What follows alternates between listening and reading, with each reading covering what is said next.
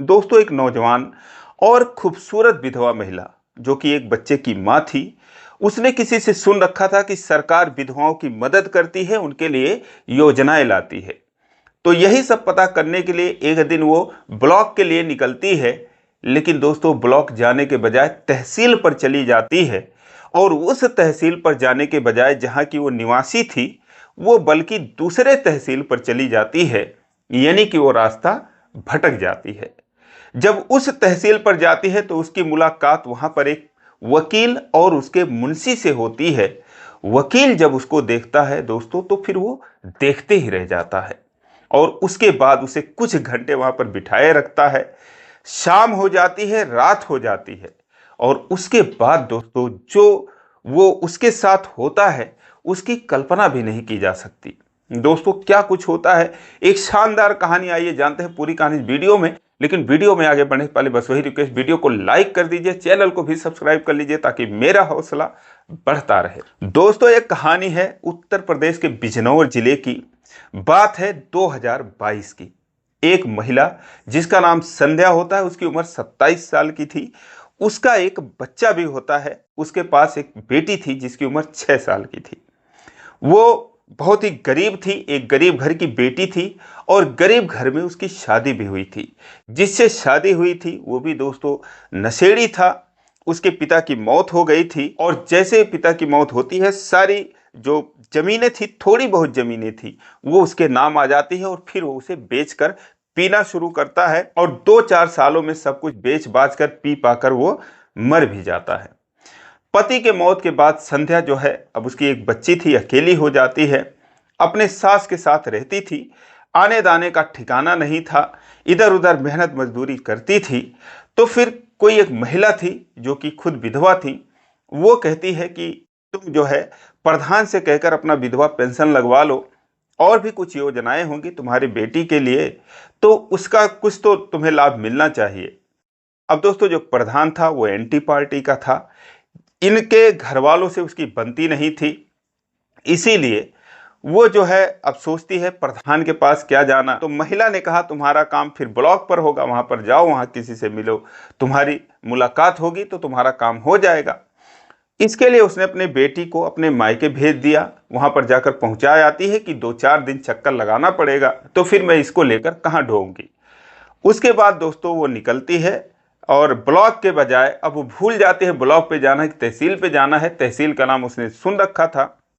जाते एक टेम्पो वाले से पूछती है कि भैया तहसील पर चलोगे क्या। टेम्पो वाला कहता है कि हाँ चलेंगे, और उसके बाद उसको बिठा लेता है। लेकिन अब उसने तहसील का नाम नहीं पूछा दोस्तों, वो जाना था पूरब साइड, चला जाता है पश्चिम साइड, यानी कि उसको दूसरे तहसील पर लाकर पहुंचा देता है। वहां पर ले जाकर जब छोड़ता है, उतरने के बाद वो जाती है अंदर।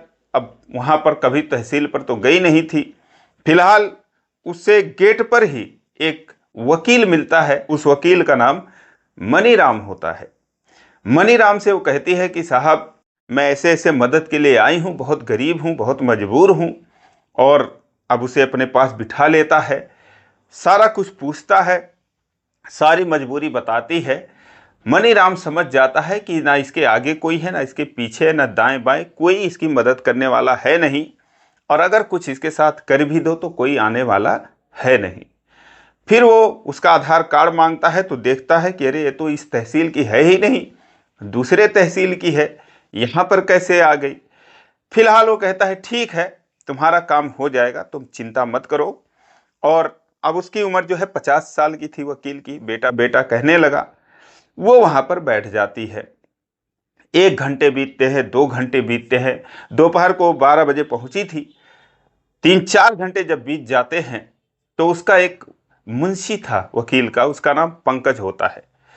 पंकज जो है अभी 15 दिन पहले ही उनके यहाँ काम पर लगा था। नौजवान लड़का था वो, 25-26 साल का। तो वो जो है आता है, और जैसे ही संध्या को देखता है तो उससे पूछता है क्या बात है, यहाँ पर आप क्यों बैठी हैं।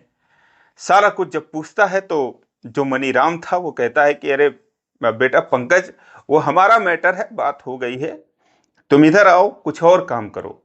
उसके बाद वो दूसरे कामों में लग जाता है।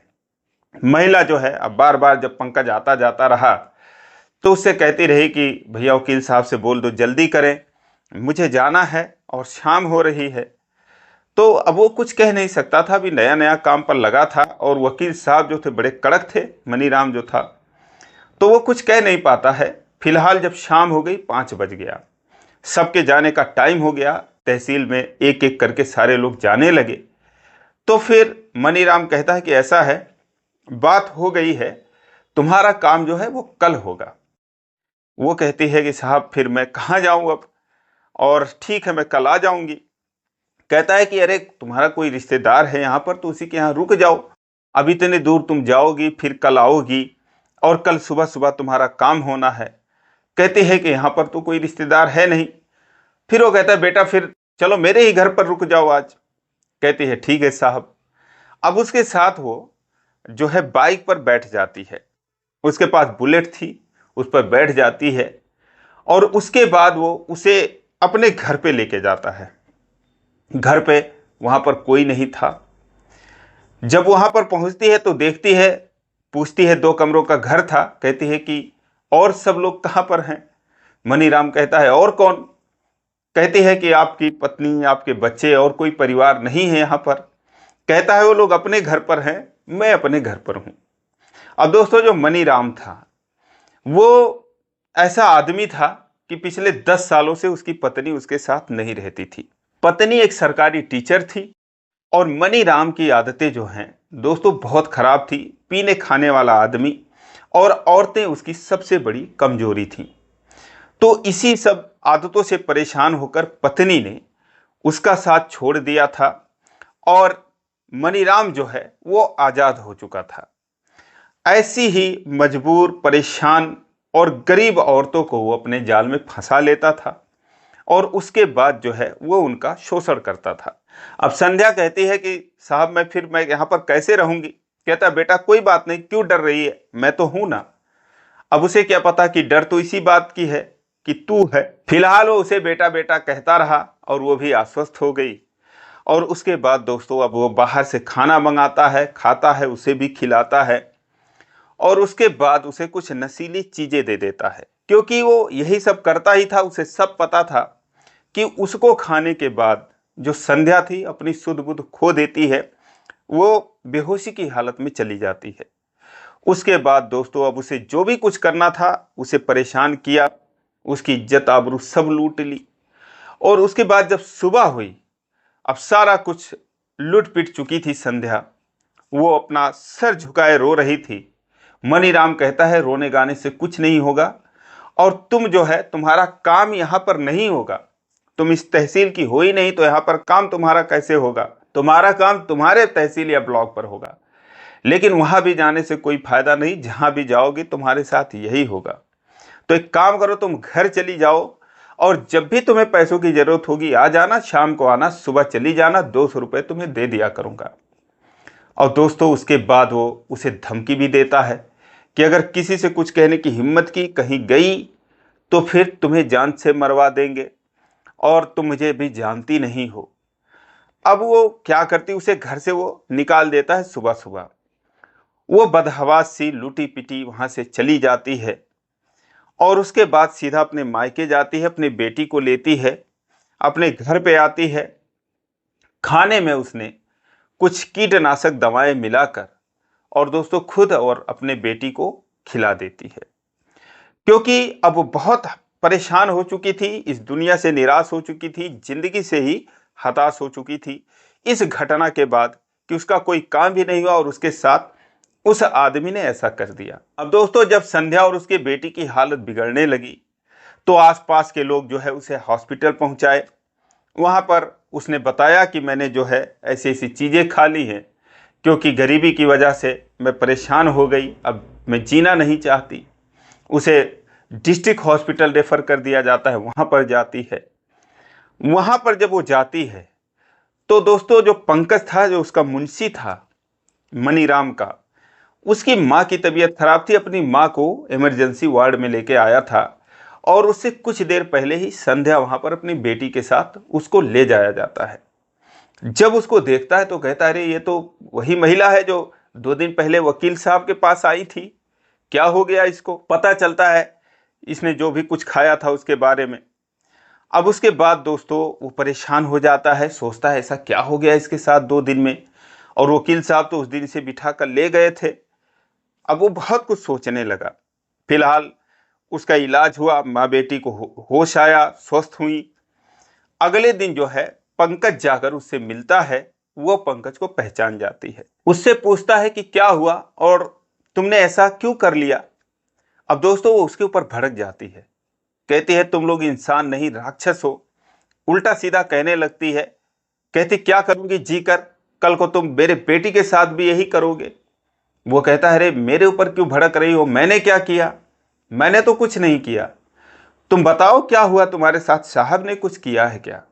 उसके बाद दोस्तों जब वो आश्वस्त हो जाती है, कम से कम ये तो शरीफ लग रहा है जो मुंशी था, तो फिर वो उसे सारी बात बता देती है। ये सुनने के बाद जो पंकज था दोस्तों वो हैरान हो जाता है। 15 दिनों से वो काम कर रहा था, इस बीच में और लोगों से उनके बारे में सुन चुका था। वो कहता है कि फिर तुम पुलिस के पास क्यों नहीं गई। बोली क्या करने जाती, मरना तो मुझे वहां भी था, वो मुझे मरवा देता और उसके बाद जो मेरी बदनामी होती वो समाज में होती, तो मैं क्या करूंगी जाकर। कहता है ठीक है तुम घबराओ मत, मैं तुम्हें लेकर चलता हूं। दोस्तों अब वो उसको लेकर हॉस्पिटल से जब छुट्टी होती है शाम को, सीधा वो वहां पर पुलिस स्टेशन में लेके जाता है, सारी बात बताता है। जो थाना अध्यक्ष थे वो बोलते हैं क्या सबूत है तुम्हारे पास, वो आनाकानी करते हैं। कहता है सर एक महिला जो है अपने बच्चे के साथ अपनी जान देने जा रही थी और तुम जो है अभी सबूत मांग रहे हो।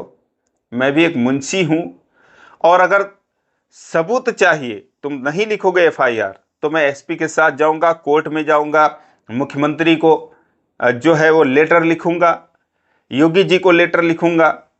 और गवाह की जहां तक बात है तो मैं खुद गवाह बैठा हूं, मैंने खुद देखा जो है इसको बिठाकर वो लेके गए थे बाइक पर, अपने बुलेट पर। अब दोस्तों जब जो इंस्पेक्टर थे उन्हें लगता है कि यह मामूली आदमी नहीं है, फिर वो एफआईआर दर्ज करते हैं और मनीराम को हिरासत में लिया जाता है, पूछताछ की जाती है। उसके बाद अब तमाम एक प्रभावशाली आदमी, उसके भी ऐसे ऐसे दोस्त थे, खाने पीने वाला आदमी, कुछ लोग उसके सपोर्ट में आते, इधर उधर से फोन फान करवाते हैं। लेकिन जब मनीराम की जो पत्नी थी जो 10 सालों से अलग रह रही थी, उसे इस बात की खबर लगती है, तो दोस्तों वो पंकज और संध्या के साइड से सपोर्ट करने लगती है।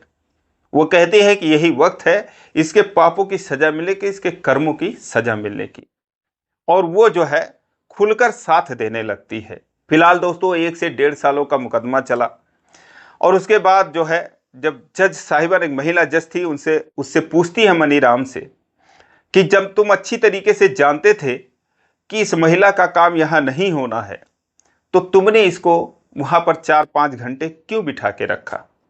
इसका मनीराम के पास कोई जवाब नहीं।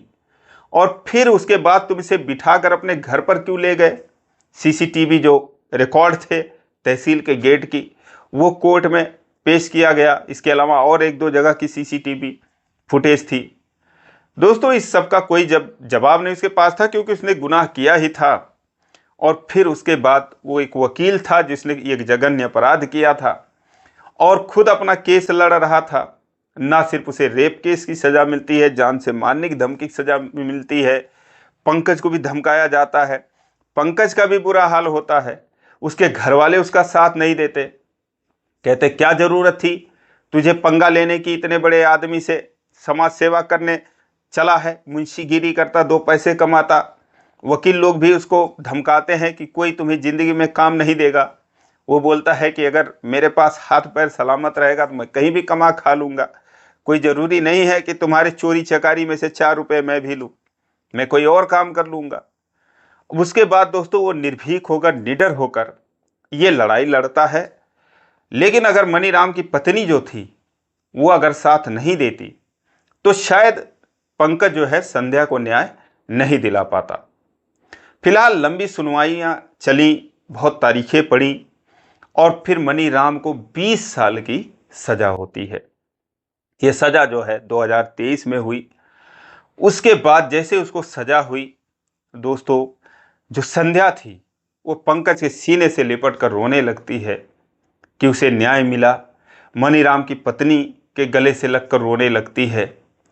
अब इन 1-1.5 सालों में जो भी इन लोगों ने दर्द सहा, धमकियां सही, आर्थिक तंगी झेली, और इन सब चीज़ों से ये सारे लोग एक होकर ये लड़ाई लड़े, और अंत में दोस्तों एक होकर ये लड़ाई लड़ते हैं तो एक ही हो जाते हैं। दोस्तों पंकज और संध्या, इन दोनों के दिल में एक दूसरे के लिए जगह बन गई, एक दूसरे के लिए मान सम्मान इज्जत बढ़ गया। और उसके बाद नतीजा ये हुआ कि मनीराम की जो पत्नी थी उनकी सलाह पर इन लोगों ने दोस्तों आपस में शादी की 2024 में। और आज जो है पंकज और संध्या एक दूसरे के साथ बहुत खुश हैं, एक बहुत ही अच्छा जीवन व्यतीत कर रहे हैं। उनका सपोर्ट जो है मनीराम की पत्नी को मिलता है। मनीराम तो जेल की हवा काट रहा है, जो उसने कर्म किए थे उसकी उसको सजा मिली, और आज ये दोनों बहुत खुश हैं। फिलहाल अभी हाल ही में संध्या को एक बेटा पैदा हुआ, और उसके बाद ये सारे लोग जो है बहुत खुश हैं। तो दोस्तों ये रही कहानी। आपकी इस पर क्या राय है कमेंट में जरूर बताएं। इसी प्रकार की कहानियों के लिए चैनल को सब्सक्राइब कर ले, और वीडियो को लाइक नहीं किया अभी तक तो लाइक कर दीजिए। फिर मिलेंगे अगले वीडियो में, तब तक के लिए जय हिंद।